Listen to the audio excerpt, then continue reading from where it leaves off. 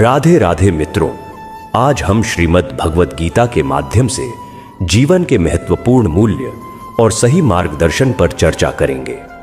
गीता में श्री कृष्ण की वाणी हमें अर्जुन को धर्म, कर्तव्य और जीवन की उच्चतम शिक्षाएं देती है। यह ग्रंथ हमें जीवन को एक नए नजरिए से देखने और परिस्थितियों को सहजता से स्वीकार करने की प्रेरणा देता है।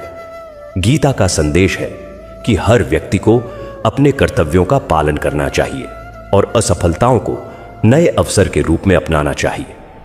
इसके साथ ही हम जीवन में साहस, संतुलन और आत्मविश्वास के महत्व को भी समझते हैं, जो हमें सफल और सुखी जीवन की दिशा में अग्रसर करता है।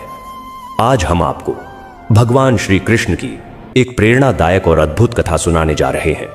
श्री कृष्ण कहते हैं, हे अर्जुन, कई बार अच्छे विचार इसलिए नहीं आते क्योंकि हम अनावश्यक बातों में उलझे रहते हैं। दूसरों की बातें, दुनिया की अफवाहें, छोटे मोटे झगड़े और रोजाना की तुच्छ चिंताएं, इन्हें हटाना सीखो। अपने मन को उस दिशा में ले जाओ जहां उसे सुकून मिलता है। ध्यान, नाम, जप, सरल प्रार्थना, यह सभी मन को निर्मल रखने के साधन है। पर इन साधनों का प्रभाव तब और गहरा होता है जब हम इन्हें रोज सचमुच अपनाते हैं, केवल सोचकर खत्म नहीं करते। अब कुछ सरल अभ्यास बताए जा रहे हैं जिन्हें रोज करने से विचार स्वतः शुद्ध और स्थिर बनते हैं। सुबह उठते ही 3 गहरी सांसें लो। हर सांस पर सरल शब्दों का ध्यान करो। श्री सांस में और कृष्ण सांस बाहर करते समय। यह तुम्हारे पूरे दिन की नींव तय करेगा। हर दिन कम से कम एक बार किसी के लिए सच्ची शुभकामना करो। किसी अजनबी के लिए भी प्रार्थना कर सकते हो। हे प्रभु, इस जीव का कल्याण हो, इसे मन में ध्यान पूर्वक दोहराओ। यदि कोई घटना दर्द देती है तो उसे बार बार याद मत करो। इसके बजाय उस अनुभव से मिली सीख को लिख लो। सीख पर ध्यान दो, गलती पर नहीं। शाम को सोने से पहले दिन के 3 अच्छे पल याद करो। किसी की मुस्कान, किसी की मदद या अपनी कोई छोटी सफलता। धन्यवाद कहो। जब मन अशांत हो, थोड़ा समय निकालकर केवल 5 मिनट सांस पर ध्यान करो। गहरी सांस लो, छोड़ो और किसी एक स्नेहिल वाक्य का स्मरण करो। हे प्रभु, तू मेरे साथ है। यह अभ्यास सरल है पर असर गहरा है।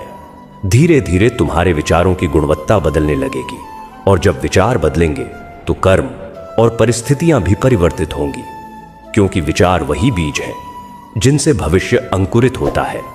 एक और बहुत जरूरी बात, दूसरों को क्षमा करना सीखो। यह क्षमा कमजोरी नहीं बल्कि सबसे बड़ी शक्ति है। जब किसी को माफ करते हो तो दिल हल्का होता है और हल्के मन में अच्छे विचार पनपते हैं। क्षमा का अर्थ यह नहीं कि व्यक्ति के व्यवहार को भूल जाओ, बल्कि यह है कि तुम अपने भीतर का बोझ छोड़ दो। ऐसा करने से तुम अपने कर्मों के लिए स्वतंत्र हो जाते हो और जीवन के नए अवसरों के लिए खुल जाते हो। कभी कभी लगता है कि अच्छा सोचने के लिए बड़ा संदर्भ चाहिए, कोई विशेष स्थान, गुरु या स्थिति। पर सच्चाई यह है कि केवल एक छोटा सा कदम ही पर्याप्त है। नियत को सही करो। हर सुबह पहला वाक्य बदल दो। हे प्रभु, आज मैं अच्छा सोचूंगा, मैं अच्छे कर्म करूंगा। यह छोटा सा संकल्प पूरे दिन की दिशा बदल देता है और लगातार करने से यह आदत बन जाती है। ध्यान रहे, अच्छे विचार तभी टिकेंगे जब अभ्यास से पुष्ट किए जाए। केवल सोचने से कुछ नहीं होगा। इसीलिए छोटे छोटे कार्य करो जो अच्छे विचारों को पुष्ट करें। किसी की मदद करो, किसी की बात ध्यान से सुनो, किसी के लिए एक प्यारा संदेश भेजो। जब बाहरी दुनिया में प्रेम फैलाओगे, भीतर भी प्रेम बढ़ेगा। यह चक्र स्वाभाविक रूप से चलता है। एक और सरल उपदेश, अपनी स्मृतियों का चयन करो।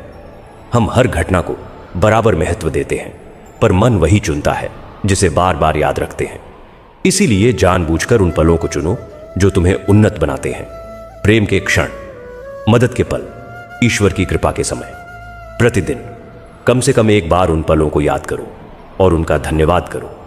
इससे विचार, करुणा और आभार से भर जाएंगे। जब बाहरी बातें परेशान करें तो अपने आप से पूछो, क्या इसने मेरे भीतर कोई जगह बनाई है? यदि नहीं तो उसे बाहर निकाल दो। किसी की नकारात्मक बातें तभी चोट पहुंचा सकती हैं जब तुमने अंदर उसे स्थान दे दिया।